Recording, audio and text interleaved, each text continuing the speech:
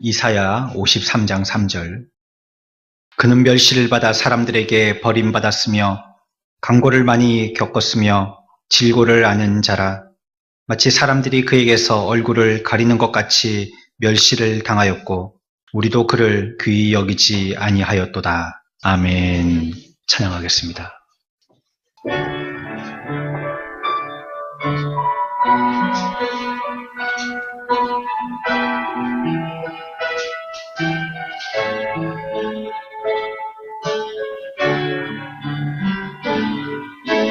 말씀 앞에서 경외함으로 주께 홀로 섭니다. 생명의 말씀 읽고 순종해 주를 예배합니다.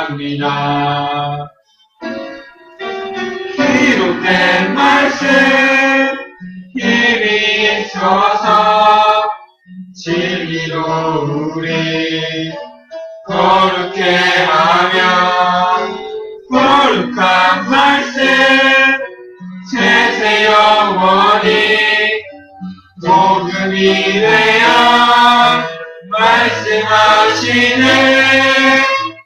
하나님 말씀에 두려워 떠는 자, 그 말씀에 생명을 거는 자, 한 사람 찾으시네. 주님의 약속을 믿어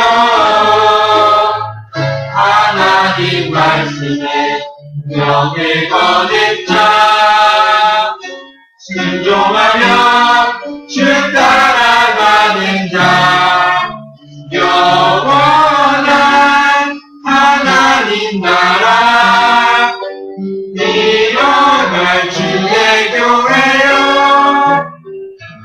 일어나라.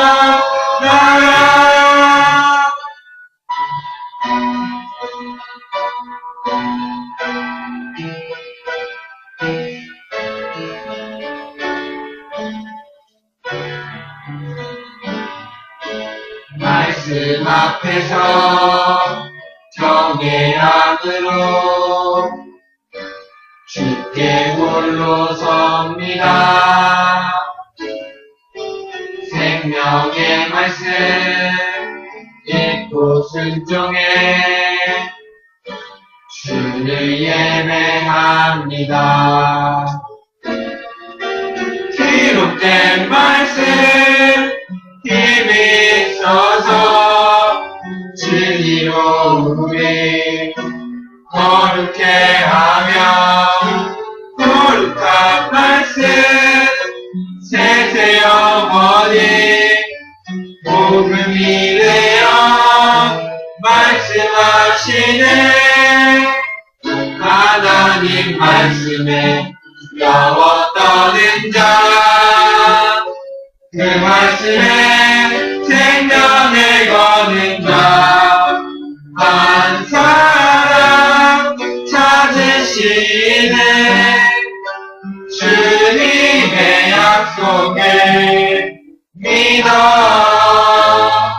하나님 말씀에 명을 거는 자, 순종하며 주 따라가는 자, 영원한 하나님 나라 일어날 주의 교회여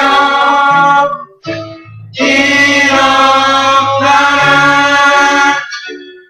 주 말씀은 우리를 구원의 일치에 복수와 내 뜻하에 그 말씀에 복종하라.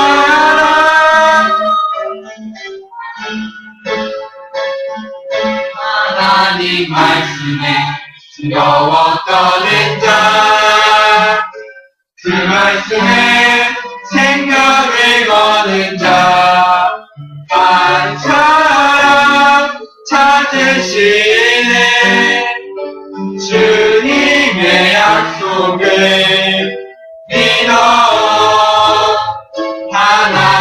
말씀에 명을 거는 자 순종하며 주 따라가는 자 영원한 하나님 나라 이뤄갈 주의 교회여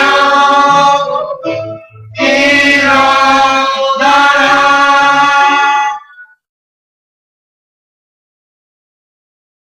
우리가 무지하든지 고매하든지 유명인이든지 무명인이든지 우리는 모두 이 고백에 동일한 선에 서 있습니다. 성경은 우리도 그를 귀히 여기지 아니하였도다 라고 우리들은 고백해야 된다라고 얘기하고 있습니다. 이 고백에 아무도 예외가 될 수 없습니다. 가끔 우리들은 만약에 우리가 유대에 예수님이 사시던 그 시대에 같이 살게 된다면 주님의 참 제자가 될 텐데, 그리고 예수님이 그리스도이심을 분명히 알고 나는 끝까지 그를 따를 텐데 라고 그 시대 사람들을 비난합니다. 하지만 성경은 우리들에게 우리도 그를 귀히 여기지 아니하였다라고 얘기해야 된다라고 말하고 있습니다. 우리들은 지난날의 악한 행위들로 주님을 귀히 여기지 아니하였습니다. 우리가 지은 분명한 죄들, 명백한 죄들, 그 죄의 행위들을 우리들은 돌아봐야 합니다. 물론 우리는 소망 있는 미래를 향하여서 다른 박질 쳐야 되겠죠. 그러나 우리의 과거에 우리가 어떠했음을 절대 잊어서는 안 됩니다. 우리의 삶이 하나님의 말씀 앞에 온전히 부합하지 못한 삶이었다는 것을 알고 있습니다. 아무리 내 인격이 흠잡을 데가 없고요. 도덕적이고 또 올바르고 온화한 그런 사람이라 할지라도요. 그럼에도 불구하고 하나님이 보시는 하나님의 시선에서는요. 명백하고 치명적인 결함이 저와 여러분들에게는 다 있는 것입니다. 우리의 이러한 악한 행위들이 주님께 대하여서 주님을 귀히 여기지 않아했습니다. 아무리 그 사람이 좋은 가문에서 높은 교육을 받았다 할지라도 우리의 행위들은 우리가 부인할 수 없이 주님을 귀히 여기지 아니하였던 것입니다. 우리들은 또한 주의 말씀도 귀히 여기지 않았습니다. 성경을 읽을 때는 우리의 양심을 잠재우기 위해서 정해진 양의 성경을 읽었습니다. TV를 틀어서 말도 안 되는 드라마를 보면서 거기에 매료되지만 오히려 참 진리인 영감의 말씀, 그 말씀을 우리가 보고 읽을 때는 무료하고 지치게 만드는 짐이라고 생각하였을 뿐입니다. 하나님의 말씀을 너무 많이 들어서요. 들을 때마다 긴장감이나 감동이나 흥미는 없는 그냥 우리들이 종교인으로서 들어야 할 일반 상식에 불과한 것처럼 취급하기가 일쑤입니다. 귀 기울여 실행하는 것, 이것은 주님을 존중하는 태도입니다. 하지만 그 말씀을 귓등으로 듣고 실행하지 않는 것, 이것은 주님께 대하여서 명백히 우리가 그분을 귀히 여기지 아니한다는 증거입니다. 주님을 귀히 여기지 않기 때문에 우리의 삶은 주님을 따르는 삶을 살 수가 없는 것입니다. 주님의 모습을 닮지 않는 것입니다. 우리가 그를 귀히 여기지 않았다는 명백한 또 하나의 증거가 있습니다. 그것은 그가 구원시켜 주신 그의 백성들을 귀히 여기지 않기 때문입니다. 상대방이 잘못했다고 해서 나조차 그에게 어떻게 해도 정당하다는 법은 없습니다. 성경은 우리들에게 원수라도 사랑하라고 얘기하고 있습니다. 그 사람이 나에게 원수 짓을 해서 나는 그 사람에게 어떻게든지 원수를 갚아도 된다는 이런 법은 없는 것입니다. 여러분들이 하고 있는 여러분들의 표현이 만약에 잘못되었다면 여러분들이 얘기하고 있는 정당성의 논리는 모순적인 것입니다. 내가 그래서 했다고, 그것 때문에 했다라고 그렇게 얘기하지만 여러분들이 잘못된 표현을 한 것은 여러분들이 갖고 있는 그 생각을 담아내놓지 못하는 것입니다. 만약에 그렇게 행동한다면 여러분은 상대방의 죄를 이미 알고 있고 그렇게 행동했기 때문에 그 죄를 나도 똑같이 행동하는 것에 대해서 이중적인 책임을 져야 하는 것입니다. 그 사람이 나에게 반응하게 한 것 이상으로 나는 2배의 죄를 짓게 된다는 뜻입니다. 성도 간에 서로 존중해야 됩니다. 왜냐하면 하나님이 그 성도들을 존중하셨기 때문입니다. 어린아이라 할지라도 작은 꼬마아이라 할지라도 주님은 그 아이를 멀리하지 아니하시고 내게 오라고 하셨기 때문에 우리들도 그 아이들에 대해서 하대시하면 안 되는 것입니다. 같은 교회에서 친하게 지낸다고 할지라도 이름을 함부로 부르지 마십시오. 서로 존중하지 않는 것입니다. 꼭 직분이나 아직 직분을 받지 못한 분이라면 성도님이라고 부르십시오. 아주 오래된 얘기지만요. 제가 중고등학교 시절에는 교회 학교에서 선생님들이 가르칠 때 형제님, 자매님 아니면 누구누구 씨라고 부르게 했습니다. 같은 중학생인데요. 진성한 씨 이렇게 불렀어요. 아니면 진성한 형제님 이렇게 불렀어요. 왜냐하면 그것이 서로를 존중하는 것이기 때문입니다. 교회는 클럽과 같은 친교장이 아닙니다. 우리가 여기서 서로 사귀기 위해서 온 것이 아니라는 뜻입니다. 어떤 특별한 정보를 제공받고 제공하려고 모인 곳이 아니라는 것입니다. 교회는 거룩한 하나님의 백성들의 모임입니다. 그래서 우리의 행위 또 생각과 말이 거룩해야 됩니다. 우리는 한 몸입니다. 하나님의 백성은 그리스도께서 우리를 귀히 여기셨기 때문에 그 누구든지 불문하고 그를 충분히 귀히 여겨야 되고 그들은 귀히 여김 받는 것이 마땅합니다. 어떠한 자라 할지라도 우리가 최악한 자라고 생각하는 그를 위해서도 예수님은 자신의 목숨을 그를 위해서 버리셨기 때문입니다. 그를 비난하는 것은 곧 나를 비난하는 것입니다. 우리가 이런 삶을 살았다면, 형제를 존중히 여기지 않았다면, 형제를 하대시했다면 이것은 곧 주님을 하찮게 생각한 것입니다. 그것이 바로 우리 주님에 대해서 귀히 여기지 아니했다는 것입니다. 교회에서 가장 높은 사람은요, 새로 온 새가족입니다. 이 사람들이 가장 높임 받아야 됩니다. 물론 이들에게도 겸손이라는 걸 가르쳐서 이후에는 자기들도 새가족을 섬길 수 있는 사람에게까지 되어지도록 양육해야 되겠죠.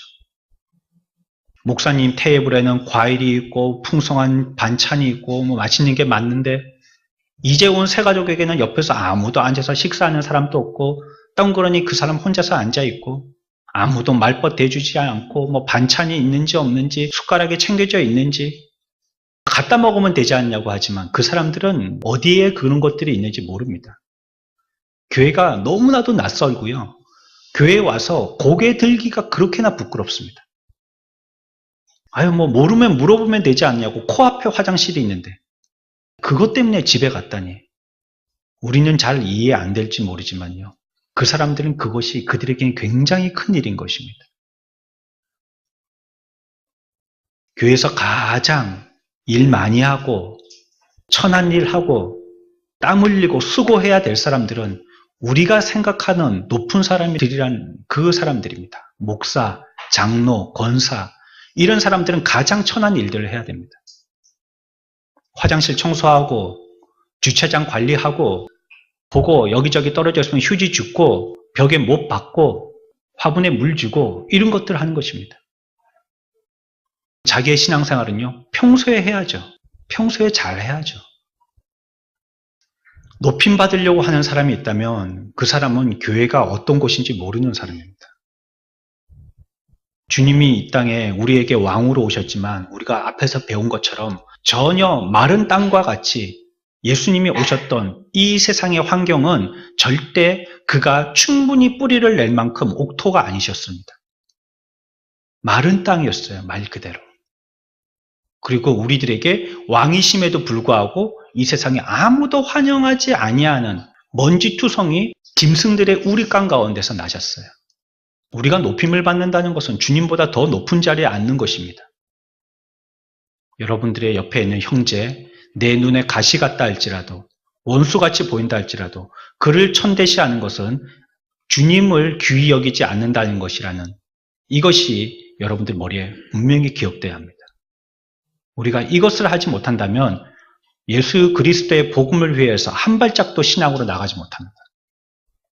이것이 가장 기본입니다. 주님을 귀하게 여기지 않는데 어떻게 우리가 예수를 믿겠어요? 우리가 두 번째로 생각할 것이 있습니다. 우리가 왜 과연 그러면 예수 그리스도를 귀히 여기지 않느냐는 것입니다. 왜 우리가 그런 행동을 하느냐는 거예요. 자신을 귀히 여기기 때문에요. 그리스도를 상대적으로 천대시하는 겁니다. 자기 존중이라는 마음은요, 우리의 마음에서 예수님을 밀어내려고 하는 속성을 가지고 있습니다. 자기가 존중받고 자기가 높임받으면 그 자리에서는 반드시 예수님이 밀려나오게 되어 있습니다. 그 한 자리에 두 사람의 왕이 앉지 못합니다. 내가 존중받고 그 자리에 앉으면 참 왕이신 예수님은 반드시 우리의 밑에 내려오게 되십니다. 내가 내 자신을 존중히 여기려고 하기 때문에, 내가 스스로 높임받으려고 하기 때문에 상대적으로 그리스도는 천대받고 귀히 여김받지 못하는 것입니다. 자기 존중이 높아질수록 그리스도에 대해서는요, 더 단단한 마음의 빗장을 걸어 잠겨서 결코 열려지지 않습니다. 자기 중심적인 사고를 가진 사람은 경화되어 있는 양심을 갖게 됩니다. 딱딱해집니다. 전혀 부드럽지 않습니다. 여러분들 바위 위에 물 떨어뜨릴 때하고 스폰지 위에 물 떨어뜨릴 때하고 그 물방울이 어떻게 반응하는지 보십시오. 딱딱해진 바위에 물을 떨어뜨릴 때는요, 물이 튕겨서 옆으로 다 깨져서 퍼져버립니다. 하지만 부들부들한 스폰지나 이불가에다가 물을 떨어뜨릴 때는요, 그 물이 그대로 튕기지 않고 스며드는 것을 보게 됩니다. 자기의 마음의 중심에 자기를 존중히 여기는 것은 내 마음이 바위가 되어 있는 것입니다. 사랑하는 성도 여러분, 이것이 저와 여러분들이 그리스도를 귀하게 여기지 않는 이유가 아니겠습니까? 내가 높임받고 있기 때문에, 내가 그 자리에 있기 때문에, 주님이 아무리 높임을 받고 싶으셔도 내가 높여드리지를 않으니까, 내가 그 자리에 앉아 있기 때문에 주님은 어쩔 수 없이 내 밑으로 밀려 내려오실 수밖에 없는 것입니다. 만약에 이 세상 사람들이 다 건강하다고 생각해 보십시오. 다 건강해요, 모든 사람들이. 아무도 아픈 사람이 없어요. 이 세상에 한 명도 다치는 사람이 없어요. 어떤 사람도 늙어서 약해지는 사람이 없어요. 그렇다면 그러한 세상에서 무시와 가장 천대를 받을 만한 직업의 사람은 누구일까요? 의사입니다. 이 시대에 왜 의사들이 그렇게 높임을 받죠? 아픈 사람들이 많기 때문에 그렇습니다. 당장 아프면 의사한테 가야 되니까 그 사람들이 높임을 받는 것입니다. 모든 세상의 사람들이 건강하고 다치지도 않고 교통사고 나도 죽지도 않고 그렇다면 의사는 가장 천한 직업입니다. 그 사람은요, 직업만 이름으로만 갖고 있지 분명히 사람들에게 웃음거리가 될 겁니다. 아이고, 뭐 하려고 그런 거 하냐고. 그 쓸데없는 그런 거 뭐 하려고 하냐고. 사람들에게 비웃음거리가 분명히 될 것입니다. 부족한 것이 없는 풍족한 사람이 자기에게 은혜를 베풀려는 사람을 귀히 여기겠습니까? 아무것도 부족한 것이 없는데 무슨 은혜를 귀하게 여기겠어요? 두 다리로 뛸 수 있는 사람은요, 목발의 소중성을 생각하지 않습니다. 자기가 건강하게 걸을 수 있다고 생각하기 때문에 그렇습니다. 우리가 그리스도를 귀히 여기지 않는 것도 마찬가지입니다. 우리에게 그리스도가 필요하다는 것을 전혀 느끼지 못하기 때문에 그분을 귀히 여기지 않는 것입니다. 내가 다 할 수 있다고 생각하기 때문이에요. 내가 그 마음의 중심에 분명하고 확실한 자리를 확고하게 하고 있기 때문에 그래요. 주님이 필요하지 않는 것입니다. 주님이 없어도 되는 거예요. 왜요? 내 은행에 잔고가 가득 차 있고요. 우리들은 건강 보조식품 맛있게 먹고 있고 아침마다 운동하고 헬스하고 있고요. 좋은 거 보고 산책하고 있고요. 좋은 옷 입고 안전한 자동차를 타고 많은 사람들이 호평하고 칭찬하는 좋은 아파트에서 살고 있기 때문에 주님이 더 이상 필요하지 않은 것입니다. 그 자리에 내가 중심에 앉아있기 때문에 그리스도는 천대받고 귀히 여김 받지 못하는 것입니다. 내가 할 수 있으니까요. 그리스도 없이도 당분간은 스스로 힘으로 너무나 잘 처리할 수 있다고 생각하는 것입니다. 분명한 사실이 있습니다. 나라는 자아와 구주는 결코 마음에 함께 거하지 못합니다. 한 마음이 있으면 다른 마음은 반드시 쫓겨내야 됩니다. 그리스도가 마음을 가득 채우든지 아니면 자기가 가득 채우든지 둘 중에 하나만 있을 뿐입니다. 지금 내가 약해짐을 체험하고 있다면 이전에 나는 나를 얼마나 강하게 여겼는지 깨닫고 회개해야 합니다. 두 번째는요, 우리가 세상을 귀히 여겼기 때문입니다. 그래서 그리스도가 귀히 여김 받지 못하고 천대받는 것입니다. 세상 사람들은요, 잘 모르는 세상보다요, 잘 알고 있는 세상에 투자하기를 좋아합니다. 확실한 세상에 투자하고 싶은 거예요. 손 안에 있는 한 마리 새가요, 덤불 속에 있는 여러 마리 새보다 낫다라고 얘기하는 것입니다. 천국의 복락이라는 것을 설교하고 말하게 될 때 그것을 덤불 속에 있는 여러 마리 새처럼 여깁니다. 그건 모르는데 뭐, 우리가 안 가봤는데 뭐, 그것은 잡히지도 아니하고 우리가 눈으로 직접 보지도 못했고 코로 냄새 맡지도 못했는데 우리의 발로 한번 디뎌보지도 못했는데 그러려니 안전한 이 세상에 투자하겠다라고 얘기합니다. 이 세상에서 맛볼 수 있는 최대한의 부귀영화를 누리려고 합니다. 예수의 이름을 팔아서. 예수로 복받아서 하여튼 누릴 수 있는 대로 최대한 이 세상에서 누리려고 하는 것. 예전에 우리들은 TV를 통해서 한심했던 장면을 목격했던 것을 기억하실 겁니다. 청문회 때요, 고위 강직에 있었던 두 관리들이 나와서 청문회를 하는데요. 서로 대면해서 조사를 하기 시작했어요. 그래서 질문하고 대답을 합니다. 한 사람이 질문합니다. 그 한 사람이 대답할 때 내가 집사인데 거짓말을 하겠어요? 이렇게 대답합니다. 상대방이 또 얘기합니다. 나도 집사인데 라고 얘기합니다. 둘 중에 한 명은 분명히 거짓말을 하고 있는 것입니다. 근데 스스로 입으로 내가 집사라고 얘기합니다. 아니함만 못할 말을 하고 있어요. 이 세상에서 누릴 수 있는 것은 걸리지 아니하고 최대한으로 보장받으면서 누리고 싶어하는 것입니다. 그것이 그리스도의 위대한 구원의 역사와 동떨어져 있는 것을 알고 있어요. 하지만 선택의 순간이 오면요, 슬그머니 그거 집어넣습니다. 예수 잘 믿는 며느리와 예수 못 믿는 부자 며느리 누구를 선택하겠습니까? 한다면 갈등하기 시작한다는 거예요. 고등학교뿐이 안 나온 예수 잘 믿는 며느리와 대학원 나와서 똘똘한 아주 부잣집 며느리 안 믿는 누구 며느리로 삼겠습니까? 하면 예수 믿는 사람들이 갈등하더라는 겁니다. 여기서. 누구를 해야 되지? 눈앞에 보이지는 않지만요, 슬그머니 세상 것을 호주머니에 주워 넣은 것입니다. 벌써. 제가 이렇게 얘기 안 해도 여러분들이 양심으로 다 알 수 있지 않습니까? 우리는 도끼가 가득한 티끌을 모아서 산더미처럼 쌓아놓는 것처럼 결코 만족을 모릅니다. 쾌락의 즐거움에 빠져서요, 주님께 드릴 시간이 조금도 없는 사람처럼 삽니다. 이것이 다다라고 생각하면서 삽니다. 여러분이 세상이라는 고무풍선의 실을 잡고 있는 한 하늘을 결코 보지는 않을 것입니다. 계속 빨간, 노란, 파란 그 풍선에만 여러분들의 눈길이 가겠죠. 그 실을 놨을 때 날아가는 하늘은 안 볼 것입니다. 세상의 재미를 끊어야 됩니다. 그곳에 위태로운 즐거움을 멀리해야 합니다.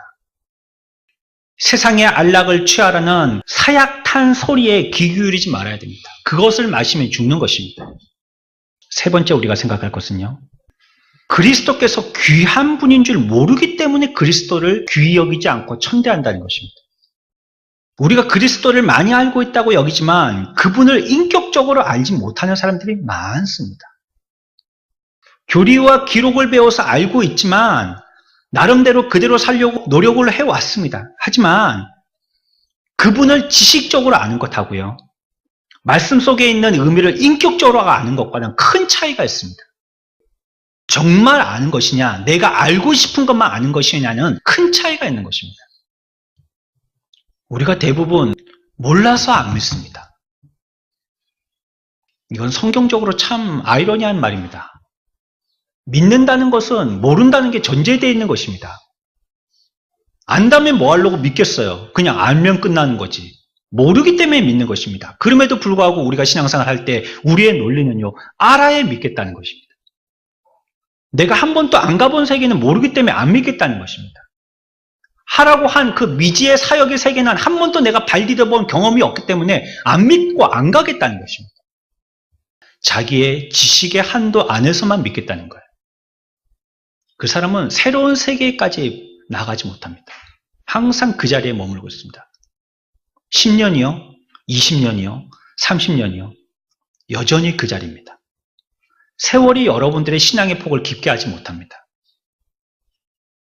그 자리를 공고하게 할 뿐 여러분들의 신앙의 폭을 넓히거나 깊게 하지 못합니다. 인격적으로 아셔야 됩니다. 여러분들이 몰라도 실행해 봐야 하는 것입니다. 그래야지 하나님의 살아계심을 체험하게 되는 것입니다. 요한일서 5장 20절에 또 아는 것은 하나님의 아들이 이르러 우리에게 지각을 주사 우리로 참된 자를 알게 하신 것과 또한 우리가 참된 자 곧 그의 아들 예수 그리스도 안에 있는 것이니 그는 참 하나님이시요 영생이시라 라고 말씀합니다. 우리가 아는 것은요, 우리에게 지각을 주셔서 우리에게 알 지각을 주셔서 참된 자를 알게 됐다는 겁니다. 내가 아는 것이 아니고요, 지각을 주셔서 알게 됐다는 것입니다. 주셨으면 알아야죠. 그거 마땅한 거 아니겠습니까? 주셨음에도 모른다면 그 사람은 배우기를 거절한 사람이죠. 그러면 누가 참된 자인지 알게 된다는 것입니다. 누가 그리스도인 줄 안다는 것입니다. 인간의 능력으로 결코 표현할 수 없는요, 그 귀한 주님의 말씀을 들을 수만 있다면, 그분이 우리의 찬송을 받으실 만한 구주라는 것을 갖다가 한 번이라도 여러분들이 볼 수만 있다면 우리는 절대 그분을 천대하지 못합니다. 우리의 일생에, 우리의 요번 한 주간에 주님이 어떤 분이었다는 것을 한 번만 경험했다면 우리가 이처럼 믿음 없는 태도로 행동하지 않습니다. 우리의 일생에 그분이 우리의 삶에 어떤 영향을 끼쳐서 우리의 방향을 바꿔였는지, 우리가 어떤 태도로 어떻게 전향되었는지를 갖다가 한 번만이라도 주님 앞에 경험한 사람이라면 주님을 천대하지 못하는 것입니다. 인격적으로 경험하지 못한 것입니다. 머리만 커졌지 우리의 심장은 싸늘한 것입니다. 그의 귀함을 모를 때 그분에게서 나오는 모든 것들도 귀하게 여기지 않습니다. 오히려 우리의 눈은 그분과 동떨어져 있는 것들을 더 귀하게 반대로 여겨지더라는 겁니다. 앞에서 말씀드린 오히려 세상에 더 관심이 있고 세상을 더 크게 보고 세상을 더 즐겨하고 세상이 만족스럽고 세상으로서 기쁨을 얻으려고 하더라는 것입니다. 주님으로부터 발원되어서 나왔지만 성도들을 귀히 여기지 않는 것입니다. 주님이 지키라고 우리들에게 하루 온종일을 주신 그 주일을 귀히 여기지 않아요. 그 날을 귀히 여기지 않더라는 거예요. 내 마음대로 쓰는 거죠. 주님이 우리들에게 하라고 주신 그 일을 귀히 여기지 않아요. 사역을 귀히 여기지 않더라는 거예요. 우리들에게 말씀을 선포하고 전하여주는 주의 종을 귀히 여기지 않더라는 거예요. 그것을 통해서 생명 살리는 일을 하고 이 땅에서 옷이 헤어지지도 또 떨어지지도 아니하도록 지켜보호하심의 확실함을 증거로 보여주시는 물질도 귀히 여기지 않더라는 거예요. 해프게 아무렇게나 쓰고 안 쓸 때 쓰고 쓸 때 안 쓰고 자신의 몸도 귀히 여기지 않더라는 거예요. 내 몸은 주의 거하실의 전이라고 말했지만 안 먹어야 될 거 먹고 먹어야 될 거 안 먹고 휴식하여서 일해야 될 때 휴식하지 않고 일해야 되면서도 게으르고 주님이 우리들에게 주신 것이 이제 주를 귀히 여기지 않으니까 주로부터 나온 모든 것을 귀히 여기지 않더라는 거예요. 왜 모든 것들을 포기할 때 1순위가 신앙이 되어야 됩니까? 세상으로부터 무엇인가 영향을 받을 때 왜 그 첫 번째가 꼭 신앙이 돼야 되냔 말이에요. 그것이 우리들에게 목숨이라고 주님 앞에 우리가 예배를 드릴 때마다 신앙 고백하면서 왜 손해는 맨날 신앙만 보냐고. 세상 좀 손해보시지. 세상은 눈꼽만 치도 손해 안 보고 손해 봤다 하면 신앙입니다. 왜 그렇습니까? 주님을 귀히 여기지 않기 때문에 그렇습니다. 그분이 귀히 여기지지 않기 때문에 신앙이라는 것도 그렇게 귀한 것으로 여기지 않는 것입니다. 경제적으로 힘들더라도 애굽으로 내려갈 것이 아니라 하나님이 그를 기억하고 있음을 우리들도 기억하여서 그때를 지키고 인내하고 참는 것입니다. 양식을 찾아 세상으로 내려가는 것이 아닙니다. 그럼에도 우리들은요, 세상을 따라갑니다. 교회 쫓아서 부산에서 서울로 이사 갔다는 사람 잘 보기 힘듭니다. 하지만 직장 따라서 부산에서 서울로 이사 갔다는 사람들 많이 보게 됩니다. 그리스도인들 중에서 말이에요. 학교는 좋은 학교를 찾아서 부산에서 서울까지 갑니다. 하지만 자기 교회 예배를 지키기 위해서 부산에서 서울 가는 사람들은 잘 없습니다. 그리고 손해를 볼 때는 꼭 신앙의 손해를 봅니다. 공부 때문에, 직장 때문에, 건강 때문에, 무엇 때문에를 1순위 하다 보니까 매일 꽁다리에 있는 신앙이에요. 그리고 여유 있으면 교회 가는 것입니다. 왜요? 우리가 그리스도를 귀히 여기지 않기 때문입니다. 네 번째는요. 우리가 영적으로 죽어있기 때문에 그리스도를 천대할 수밖에 없는 것입니다. 어떤 사람이요, 한 남자에게 그의 반응을 보기 위해서 여러 가지 자극을 주기 시작했습니다. 환상적인 선율의 하프를 연주했어요. 한 남자에게 어떤 반응이 나타난다 보려고 하고 있습니다. 하지만 그 남자는요, 눈길조차 주지 않습니다. 또 깜짝 놀랄 만한 트럼펫 소리를 갑자기 크게 부욱하고 불어댑니다. 그리고 옆을 쳐다봐도 이 남자는 꼼짝도 하지 않습니다. 이 사람은 다른 방법을 써보기로 작정합니다. 맛있는 프랑스 고급 요리를 준비해서 그 코앞에다가 내놓습니다. 하지만 무반응이에요. 세상에서 가장 아름답고 향기나는 꽃을 남자 얼굴 가까이 갖다 댑니다. 하지만 여전히 미동도 하지 않습니다. 군악대를 불러서 우렁찬 연주를 들려줘도 꼼짝도 하지 않습니다. 왜 그럴까요? 왜 그럴까요? 그 남자는 죽었기 때문입니다. 죽은 자는 전혀 반응할 수 없어요. 어떤 것에도 반응하지 않습니다. 좋은 것을 들려주고 좋은 것을 냄새 맡게 해주고 좋은 것을 보여주고 놀랄만한 소식을 전해줘도 꿈쩍도 하지 않는 것입니다. 죽었기 때문입니다. 그동안의 모든 노력은요, 다 헛수고입니다. 죽은 자에게 한 노력이 무슨 수고가 있습니까? 사랑하는 성도 여러분, 지금 우리가 소생됐다고 해도요, 허물과 죄로 죽었던 때가 있었던 것을 기억해야 합니다. 죽어있는 자는 반응할 수 없어요. 죽은 자는 내 앞에 그분이 누군지도 모르고요, 그분 앞에 어떻게 반응해야 될 줄도 몰라요. 죽었기 때문이죠. 내 영이 지금 어떤 상황에 있는지 심각하게 밝혀야 합니다. 진단하십시오. 겁나다고 병원 가지 않고 하시지 마시고 겁나더라도 병원 가서 진단받아야 되듯이 여러분들의 상황이 어떤지 두리뭉실 그냥 지나가지 마시고 내 영적인 상황이 어떤지 분명하게 확인해 보십시오. 내 영이 어두워져 있다는 것은 하나님을 귀히 여기지 않는다는 죄를 짓는 것임이 분명하기 때문입니다. 우리의 영이 어두워서 죽어있으면 나의 의지와는 상관이 없어요. 죽었기 때문에요. 그리스도를 무시하게 되고요. 무관심해하게 되고요. 그 어떤 성령의 자극에도 반응하지 않는 자가 됩니다. 아니, 못합니다. 사랑하는 우리 모든 성도들은 깨어 밝아서 모든 반응들에 즉시 반응하고 주님 앞에 나타날 수 있는 저와 여러분들의 삶이 되시길 축원합니다. 죽은 자는 반응할 수 없어요. 산 자만 반응합니다. 우리는 지금까지 그리스도가 왜 귀히 여김 받지 못했는지 우리의 태도들을 생각해 보았습니다. 이것 말고도 많을 것입니다. 고작 몇 가지에서 찾아본 것입니다. 이제 힌트만 드린 거예요. 이제 여러분들이 다 여셔야 되는 거예요. 그렇다면 우리들은 어떻게 해야 되겠어요? 해결책을 내야 되겠죠? 우리가 이런 데에서 주님을 귀히 여기지 않고 이런 이유 때문에 귀히 여기지 않았다면 그러면 우리는 어떻게 고쳐야 되겠냐는 거예요. 먼저 우리가 해야 될 것은요, 주님을 귀히 여기지 않은 것에 대해서 뭐 해야 될까요? 뭐 해야 되죠? 회개해야 합니다. 우리가 모두 여기에 대해서 예외인 자는 없다라고 시작할 때 함께 고백했습니다. 주님을 귀히 여기지 않은 자에 대해서 고매하든지 무식하든지 잘난 자든지 못난 자든지 모두 다 우리는 주님을 귀히 여기지 않았다라고 고백했습니다.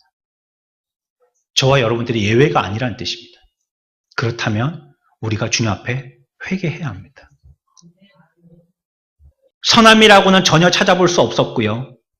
오직 주님을 거역하는 죄악으로만 가득 차 있는 자신의 어두웠던 과거를 되돌아보면서요, 우리가 그것을 통회하고 눈물을 흘리지 않는다면요, 그 사람은 진짜 죄가 무엇인지 그 죄의 본성을 깨닫지 못한 사람입니다. 내가 당한 이 현실이 답답해서 우는 게 아니고요, 현실 속에서 내가 믿음으로 반응하지 못하였던 내 죄를 애통하지 않는 것은요, 죄가 뭔지 모르는 사람이에요. 내가 무엇을 붙들고 울어야 될지를 모르는 사람은 죄가 뭔지 모르는 사람이에요. 누가복음 7장에는 향유담은 옥합을 가지고 예수님께 온 한 여인에 대해서 설명하고 있습니다. 그는 눈물을 흘렸어요.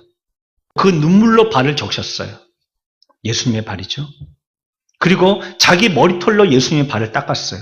그 발에 입 맞추고요. 자기의 가장 값진 재산인 향유를 예수님께 부었어요. 저와 여러분들은 여기에 누가복음 7장 향유 부인 여인과 같이 우리들도 통회하면서 눈물을 흘리고 있습니까? 왜 울어요? 왜 눈물을 흘리고 있냔 말이에요. 그 이유가 뭐냐는 말이에요. 누구 때문에 눈물을 흘리고 있냔 말이에요. 이 여인은 자기의 죄 때문에 예수님 앞에서 눈물을 흘리고 있었어요. 내 죄를 예수님 앞에 쓰니까 훤히 밝게 알게 되어서 그것이 너무나 통회하고 부끄러워서 자기의 죄 때문에 눈물을 흘리고 있었어요. 47절에 이러므로 내가 내게 말하노니 그의 많은 죄가 사하여졌도다. 이는 그의 사랑함이 많음이라. 사함을 받는 일이 적은 자는 적게 사랑하느니라. 무슨 말씀입니까? 왜 이 여인이 이렇게 고통스럽게 애통하면서 눈물을 흘렸다고요? 많은 죄를 사함 받았기 때문이라는 거예요. 또한 무엇 때문이라고요? 그가 주님을 많이 사랑하기 때문이라는 거예요. 그러면 여기서 우리가 분명한 원리, 공식을 한 개 얻을 수 있습니다. 주님께 대해서 자기의 죄 고백을 하는 사람은 예수 그리스도를 사랑하는 자라는 뜻입니다. 반대로 얘기해 볼까요? 그 사람이 하나님 앞에서 자기의 죄 고백을 하지 않고 남에게 손가락질하는 사람은 그리스도를 사랑하지 않는 자라는 뜻입니다. 성경에 얘기하고 있는 공식입니다. 이제 여러분들을 대입하십시오. 무슨 대답이 나옵니까? 정답이 뭐라고 나옵니까? 이 여인은 그렇기 때문에 예수님 앞에 나왔어요. 눈물을 흘릴 수밖에 없었어요. 그게요, 헐리우드 액션이 아니었었어요. 주님 앞에 쓰니까 자신을 사랑하셔서 나를 구원하여 주신 주님 앞에 눈물이 날 수밖에 없는 거예요. 내 죄가 고백되어지고 처음에 7장을 설명할 때에도 이 여인은 죄 있는 여인이라고 성경은 우리들에게 시사하고 있습니다. 죄 있는 여인이에요. 그럼에도 불구하고 우리들은 마른 땅과 같이 눈물 흘리지 않습니다. 마치 죄 없는 여인들처럼 난 죄 없어 하면서 한 방울의 눈물도 흘리지 않습니다. 하지만 이 여인은요, 눈물을 흘렸어요.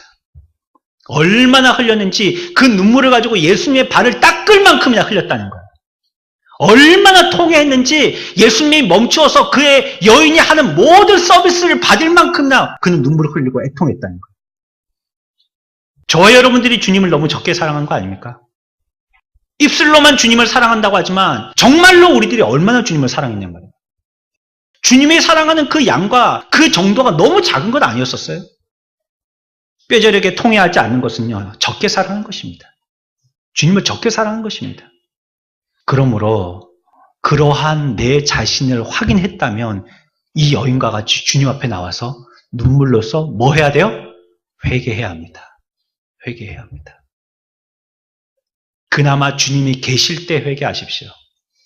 주님이 여러분들 앞에 지나치고 나면요, 회개해도 소용이 없습니다. 여러분들이 이 땅에 기회 있을 때 회개하십시오. 우리가 하늘나라 가고 나면요, 회개 필요 없습니다. 그때는 회개의 기회가 없어요. 끝난 것입니다. 하늘나라 가서 믿음도 필요 없습니다. 실질적으로 보게 되는데 뭘 믿습니까? 소망 필요 없습니다. 그 하늘나라에 소망했던 데 가기 때문입니다. 오롯이 무엇만 남아요? 사랑만 영원히 남게 된다는 거예요. 내가 여기서 어떻게 살았느냐, 그 행위의 사랑의 삶을 가지고 그 땅에 가서도 살아가는 것입니다. 기회 있을 때 하세요. 기회 있을 때. 내 마음에 감동될 때 하나님이 나에게 그것을 사명으로 주신 것입니다. 많은 사람들은 거기에 대해서 외면하고 회개해야 될 때 회개 안 하고 기도해야 될 때 기도 안 하고 말씀대로 살아야 될 때 살지 않고 외면하여서 살지. 우리에게 그 마음에 감동을 주셨다는 것은, 그걸 보게 해주셨다는 것은 내 마음에 그 일을 하도록 우리에게 사역을 맡기신 겁니다. 그 일을 하라고 맡기신 거예요. 회개를 하라고 맡기신 겁니다. 내 마음에 그런 감동을 주셨기 때문이에요. 주님은 우리의 영혼을 구속하기 위해서 자기의 가장 귀한 보혈을 주셨어요. 그 값으로 여러분들을 사랑하신 겁니다. 그럼 뭐 예수님은 뭐 무조건 신이시니까 함부로 사랑할 수 있을 만큼 그냥 사랑하면 돼 하고 그냥 우랑창창 사랑하시는 게 아니에요. 자기의 목숨을 바쳤어요. 그 값으로 여러분들을 사랑하시는 겁니다.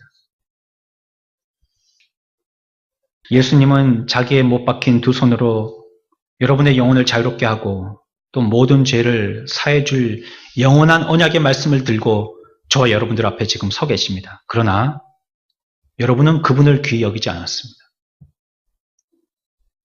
나를 위해 죽으셨는데 이제라도 그만 나를 위해 죽으신 그분을 향해서 세상을 바라보지 말고 주님께 등 돌려야 합니다. 뒤돌아 서야 합니다. 회개해야 합니다. 여러분이 그를 십자가에 못 박았던 때를 뒤돌아 보십시오. 여러분이 그의 옆구리를 찔러 심장까지 꿰뚫었던 순간들을 뒤돌아 보십시오. 이제 우리는 죄 많은 여인처럼 그를 사랑하여서 내 죄를 부끄러워하면서 눈물을 흘려야 할 때인 것입니다. 지금 우리가 그 일을 해야 됩니다. 우리는 그리스도를 귀히 여기지 않은 만큼 악했다는 것을 기억하고요. 슬퍼하고 눈물을 흘려야 하는 것이 당연한 것입니다. 우리가 또한 주님의 자녀로 다시 태어났다는 사실로 인해서 더욱 기뻐해야 합니다. 우리가 언제나 내 죄만을 가지고 넋을 잃은 사람과 같이 주저앉아서 눈물 흘리고 슬퍼할 수만은 없는 거예요. 우리를 구원하여 주신 주님의 그 보혈의 피가 너무 값지고 우리들은 그로 말미암아 하나님의 귀한 자녀가 됐기 때문입니다. 이것이 우리의 슬픔보다 더 큰 기쁨이 되는 것입니다. 우리가 구원받은 것은요, 절대 우리가 주님을 귀히 여겼기 때문이 아닙니다. 분명한 사실입니다. 우리가 주님을 귀히 여겨서 여러분들이 구원받은 게 아니에요. 성경은 뭐라고 얘기하고 있죠? 지혜 있고 슬기 있는 자에게는 숨기시고 어린아이에게는 나타나심을 감사합니다. 라고 얘기하고 있습니다. 우리가 어른처럼 성장해서 다 알고 깨닫고 무엇이든지 그것을 갖다가 다 판단할 수 있기 때문에 우리가 구원받은 자들이 아니라는 뜻입니다. 두 번째, 우리들은 뭘 해야 됩니까? 이 비밀을 믿지 않는 이웃에게 전해야 합니다. 진정한 성도라면요, 느껴야 할 다른 감정이 바로 이웃을 향한 소망입니다. 우리가 자기의 죄 때문에 슬퍼하고요, 구원으로 인해서 기뻐한다면요, 다른 사람들을 위해서 소망을 가져야 하는 것이 당연한 것입니다. 그건 당연한 거예요. 여러분들 자녀가 아프다면, 이거 뭐 아프든지 말든지, 지야 죽든지 말든지, 그런 모진 부모는 없습니다. 우리 부모님이 편찮으시다면, 뭐 부모님 사실 만큼 사셨는데 뭐 그냥 돌아가시지. 이런 모진 자녀들은 없습니다. 자연히 가족에게는 마음이 쏠려지게 되는 것입니다. 그럼에도 불구하고 우리들은 우리의 가족이 예수 믿지 않는데도요, 자기가 믿든지 말든지 가만히 냅둡니다. 하나님이 알아서 하시겠지. 때가 되면 어찌 안 되겠나. 우리가 천국과 지옥을 진짜로 알고 있는 사람들입니까? 여러분들 지옥을 믿고 있는 사람이에요? 천국을 믿고 있는 사람입니까? 그러면 왜 그 좋은 천국으로 인도하려고 하지 않습니까? 왜 그런 극악한 죄악의 구렁텅이인 지옥에 빨려들도록 가만히 내버려 두십니까? 무엇이 그것보다 더 소중하기 때문입니까? 무엇이 그것보다 더 긴급하기 때문입니까? 무엇이 우리의 마음에 가득 사로잡고 있기 때문입니까? 비록 우리의 가족과 이웃이 그리스도를 귀히 여기지 않았지만요, 얼마 전까지 여러분도 그분을 귀히 여기지 않았던 때가 있었습니다. 하지만 우리가 이제서라도 주님을 귀히 여길 수 있는 사람이 된 것처럼 믿지 않는 가족들이 언제라도 영원히 그 모습으로 계속 주님을 귀히 여기지 않을 거라고, 우리는 그러한 모습으로 남아있을 거라고 생각할 이유가 없는 것입니다. 여러분들이 자녀들을 위해서 기도했지만 그 기도가 아직까지 헛수고라고 생각하십니까? 비록 기도의 응답이 되지 않은 것처럼 보인다 할지라도요, 여러분들의 기도가 실패했다라고 결코 생각하지 마십시오. 그 기도는 지금 쌓여가고 있는 것입니다. 때가 차면요, 여러분들이 할 수 있는 모든 일들을 다 마쳤을 때요, 여러분들의 자녀들은 분명히 구원받게 됩니다. 제가 살면서 하나 체험한 것은요, 가족의 기도는 반드시 이루어진다는 거예요. 부모가 자녀를 위해서 기도하든지 자녀가 부모를 위해서 기도하면요, 그 기도는 반드시 이루어진다는 거예요. 물론 그때는 나와 동일하지 않을 수 있습니다. 내가 원하는 때가 아닐 수 있어요. 또 내가 원하는 모습이 아닐 수 있어요. 하지만 그 기도는 분명히 이루어집니다. 여러분들이 분명하게 경험해놓고도 왜 우리의 자녀들, 믿지 않는 가족들에게는 그런 일이 일어나지 않을 거라는 헛된 믿음을 갖고 있냐고요. 우리는 그런 경험을 했음에도 불구하고요, 왜 그 경험이 이들에게는 일어날 거라고 생각지 않느냐는 말이에요. 우리는 기억해야 합니다. 가난하고 상처받은 나그네를 돌보지 않아 죽게 내버려 두었던 제사장과 레위인을 흉내내어서는 안 됩니다. 가장 비천한 우리 이웃에게 다가가서 그의 기도하지 않음은, 그가 성경 읽지 않은 것, 또 그가 예배하지 않은 것, 그리스도께서 그것을 책망하지 않으실 거라는 것을 말해줘야 합니다. 나는 지금까지 너무 살면서 많은 죄를 지어서, 아니면 지금까지 이 신을 섬기느라고 온통 그 신 앞에 사로잡혀 있어서 이제 하나님께 갈 수 없다라는 얘기를 할 때가 있습니다. 그렇지 않습니다. 그렇지 않다라고 얘기합니다. 우리들도 예전에 그랬기 때문입니다. 주님은 아버지와 하늘에서 세상을 다스리는 권세를 지니셨지만요, 모든 영광을 버리시고 이 땅에 흠 없는 분임에도 불구하고 보잘것없는 우리들을 위하여서 이 땅에 거하셨습니다. 두루 다니시면서 병든 자를 고치시고요, 죽은 자를 살리시고요, 한센병자들을 깨끗하게 하시고요, 마침내 기꺼이 우리 손에 자신을 던지셔서 죽으셨습니다. 베드로전서 3장 18절에 그리스도께서 단번에 죄를 위하여 죽으사 의인으로서 불의한 자를 대신하셨으니 이는 우리를 하나님 앞으로 인도하려 하심이라.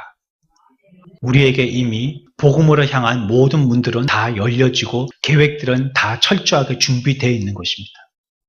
이제 우리들은 그 복음으로 나아가기만 하면 된다는 것이에요. 하나님이 벌써 예수 그리스도를 통하여서 구원의 문들을 활짝, 그 길들을 활짝 닦아 놓으셨다는 거예요. 사랑하는 성도 여러분, 여러분께서 교회 나갈 때 이 생각을 지니고 나가게 되시길 바랍니다. 한때 나는 그리스도를 귀히 여기지 않았어. 우리들 과거 나는 주님을 귀히 여기지 않았어. 그렇기 때문에 우리들은 자랑할 것이 없습니다. 오직 모든 구원에 대한 영광을 주님께만 돌려야 하는 것입니다. 또 이 세상을 내 기분과 생각대로 살 수 없는 것입니다. 오직 주님의 말씀을 따라서 순종하며 사는 것입니다. 우리의 삶에 날마다 보여주시는 우리의 죄악들을 회개하고요, 또 이 기쁨의 소식들을 이전에 내가 그랬으나 이제 그렇지 않은 자가 된 것처럼 우리의 형제와 자매들에게 나누어서 소개해야 합니다. 이것이 그리스도인 된 저와 여러분들의 삶입니다. 이 시간에 한번 찬양을 합시다. 우리 주님 앞에 내가 과거에 주님을 귀히 여기지 아니하였던 자라는 것을 생각하고, 그러나 이제 우리가 귀히 여김받는 주님을 귀히 여기는 자가 되었다는 것을 기억하여서 주님 앞에 기쁨의 찬양을 올려드리고, 우리의 삶을 통하여서도 이제 과거의 그러한 죄의 잘못의 전차를 밟지 않고 새로운 자로 변화되어서 주님께 충성하는 자가, 주님의 성실한 친구와 같은 자가 되겠다고 고백하고 또 이 기쁨을 나눈 자가 되겠다고 생각하면서 함께 찬양하도록 하겠습니다.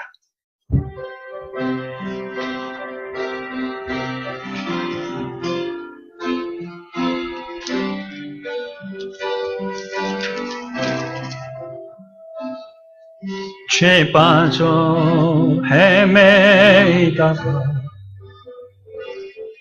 지쳐버린 나의 모습은 못 견디는 아픔 속에서 그렇게 쓰러졌을 때 아무도 오는 사람이 없어. 정말로 난 외로웠네. 그때 주님 내게 찾아와 사랑으로 함께 하였네. 병든 자여 내게 오라. 가난한 자 내게 오라. 죄에 빠진 많은 사람들아 모두 다 내게 오라. 수많은 사람 중에서 주님이 날 부르실 때 설레이는 나의 마음은 그렇게 기쁠 수 없네. 이제 나도 주님 위하여 내 모든 것 다 드리리. 내가 가진 모든 것들을 아낌없이 주께. 아멘. 슬픈 자여 내게 오라. 괴로운 자 내게 오라. 삶에 지친 많은 사람들아 모두 다 병든 자여 내게 오라. 병든 자여 내게 오라. 가난한 자 내게 오라. 죄에 빠진 많은 사람들아 모두 다 내게 오라.